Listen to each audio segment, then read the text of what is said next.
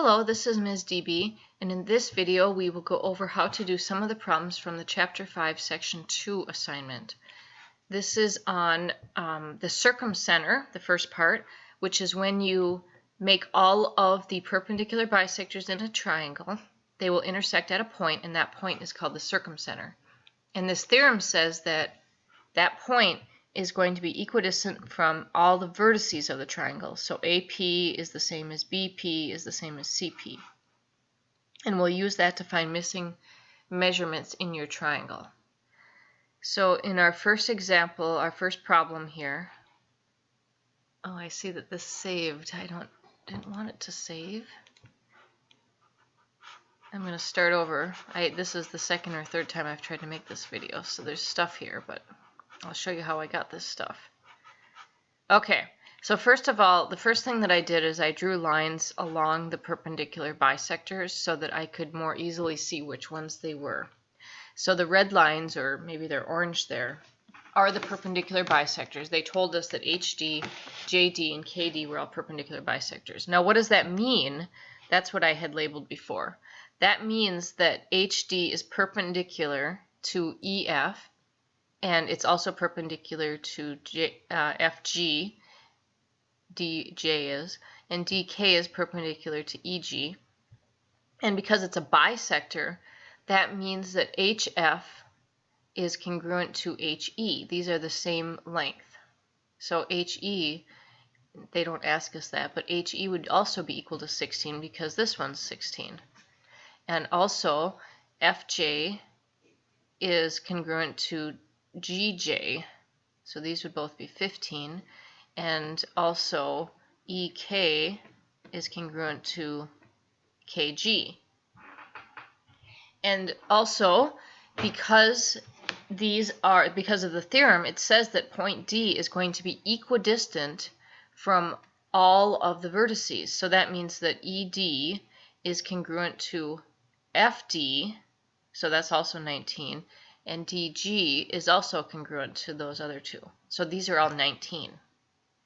So once you know that, you're able to just go over here quickly and find the lengths of each of these segments by what it's congruent to. Like EK is right here. That's congruent to GK, and we know what GK is, and so on. So if you take the time to mark your triangle with the parts that are congruent, or the perpendicular parts, it's much, much easier to answer the questions. So in this one, I've already marked that the perpendicular bisectors, those are those orange lines. And now from that, I can say, well, this is perpendicular, this is perpendicular, this is perpendicular. PU is congruent to UR. PS, which is 25, is congruent to SQ. And RT is congruent to TQ, which they're both 24. And also, we also know that PV is congruent to RV, which is congruent to VQ. So if one of those is marked, which one is, then you know the other two are also the same amount. Finding the circumcenter of a triangle can be tricky. You have to create the perpendicular bisector of each side of the triangle. But if they give you a right triangle, it's much, much easier, especially if they put the two of the sides along the X and Y axis. Then it's going to become quite easy to create the perpendicular bisectors of two of the sides, and then that's all you really need to find the circumcenter. And they do give us that in these two problems that you're going to do. They have the, oops, I already had done this one, and I guess it saved it. So I already drew the perpendicular bisector for number 7 with on side OC. So how I did that is I found the midpoint of this side. Well, this side is along the y-axis, so I really only need the y-coordinate, and that is the midpoint of 0 and 6 is 3. Halfway from 0 to 6 is 3. So I drew a straight horizontal line across there using my insert shapes tool. Then I found the midpoint of this side along the x-axis. It went from 0 to 4, so the midpoint is at 2. So I drew a line straight up. The place where these two lines intersect is the circumcenter.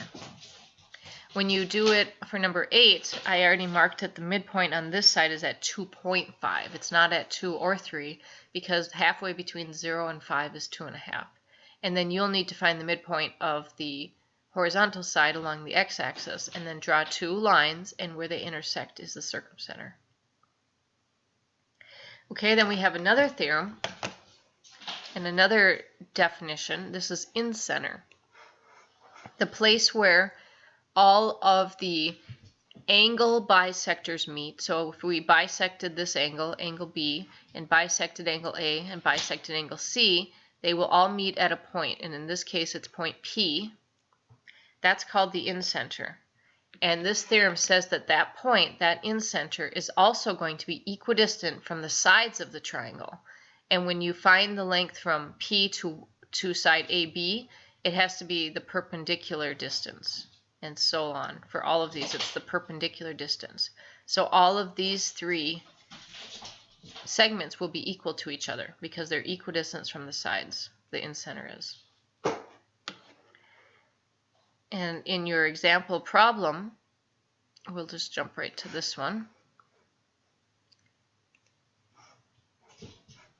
And I will start over here. So when we do this, these problems here, they're a little bit trickier than the circumcenter ones. They don't give us as much information to start with because it would get so messy. So let's look at what we have for information. We're told that PC and PD are angle bisectors. PC is an angle bisector. That means that it bisected angle C into 2 congruent parts. So this part is also 36 degrees. PD is also an angle bisector, so this angle is congruent to this angle. I don't know what their measures are. And we know because of the theorem that the distance from P to each side is going to be the same. So in this one it's 9. That means that from here to here, along the perpendicular line, this will also be 9. And from here to here, that looks a little off, but that would also be 9. We don't even have a point over there, but that's all right. So we need the distance from point P to CE. I just drew that. That's the perpendicular from the point to CE, and it's 9, even though we don't know what that point is. We know it's 9 because it was 9 from P to Q, and they're equidistant. And then for measure of angle PDE, that's this angle in here. It's only half of this angle D here, from P to D to E, just this half. Well, I can't find it directly from here, but I know the triangle sum theorem says that this angle plus this angle plus this angle will all equal 180. So that was 40, what's that say? 48, 46, 40, okay. So I have 180. And then I know that part of that is 40. Now look at this angle C. It has 2 angles together that are 36. So 36 plus 36 is 72. So my triangle is made up of a 40 degree, a 72 degree, and then an I don't know degree. I'll just call that measure of angle D. So I can subtract to find the measure of angle D, whatever this equals. Add these together, subtract from 180. And then the measure of angle PDE is going to be half of whatever measure of angle D is. So you can go ahead and finish solving this. Whatever you get for an answer, divide it by 2 to get the measure of angle PDE. Because it's only going to be, it's bisected, it's been cut in half. Alright, and then this is exactly the same as the one we just did, except with different measurements. Let's look at this one down here. I think it's pretty much the same, but we'll start it.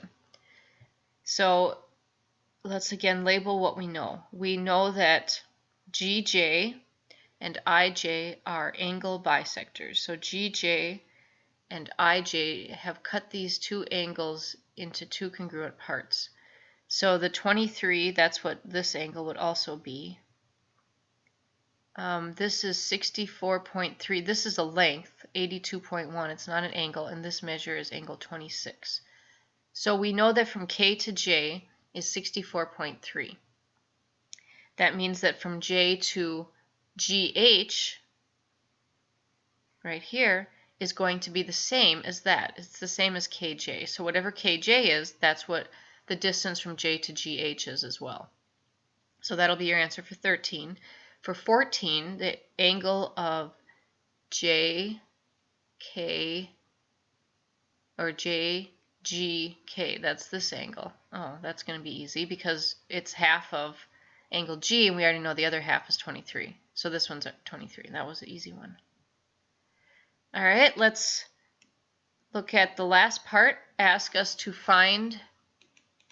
mark whether or not the given segment is going to be a angle bisector or a perpendicular bisector, and then you also must say how you know that is true.